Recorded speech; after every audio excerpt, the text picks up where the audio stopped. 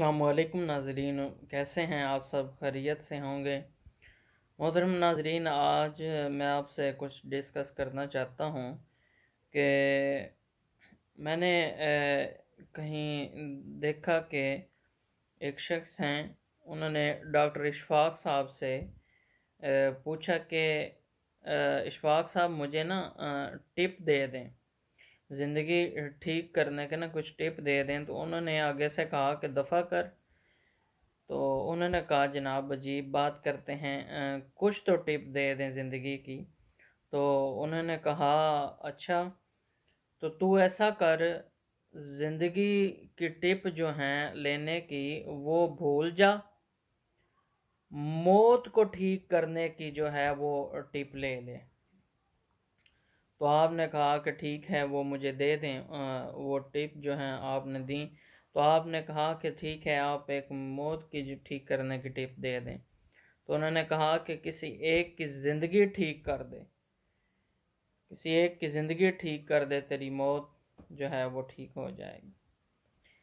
تو دیکھیں کتنے کتنے بڑے بزرگ گزرے ہیں اور کتنے کتنے اولیاء کرام آیا ہے کہ ہمیشہ ہمیں دوسروں کی زندگی کو ٹھیک کرنے، ان کے مقصد میں ان کو کامیاب کرنے کا شعار بنانا چاہیے۔ ہمیں کسی کے لیے نیگیٹو باتیں نہیں کرنی چاہیے، ہمیں ہمیشہ دوسرے کو حوصلہ دینا چاہیے، چاہے وہ انسان جیسا بھی ہو۔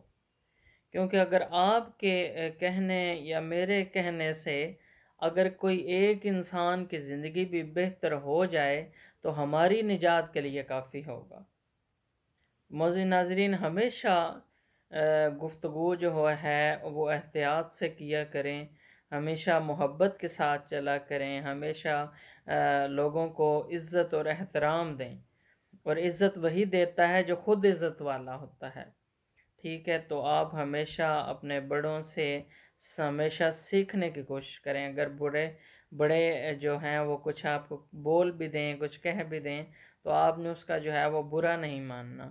ٹھیک ہے، تو ان باتوں کی سمجھ جوانی میں تو نہیں لیکن بہت بعد میں آتی ہے، لیکن اگر ہمیں جوانی میں ہی اس کا احساس اپنے اندر پیدا کر لینا چاہیے تاکہ ہم اپنی آنے والی نسلوں کو سنوار سکیں۔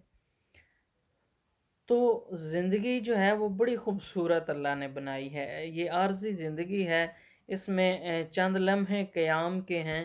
تو میری آپ سب سے گزارش ہے ان چند لمحوں میں اپنی زندگی کو بہتر بنائیں، اپنی زندگی خوبصورت بنائیں، اللہ کی یاد میں خود کو اور اپنے دل کے اندر عشق رسول صلی اللہ علیہ وسلم پیدا کریں تاکہ آپ کی زندگی جو ہے وہ امن اور سکون سے گزرے۔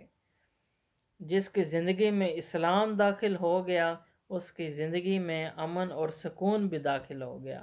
اگر جس کی زندگی میں جو ہے وہ اسلام داخل نہ ہوا تو اس کی زندگی میں بے چینی سی رہے گی، بے سکونی سی رہے گی۔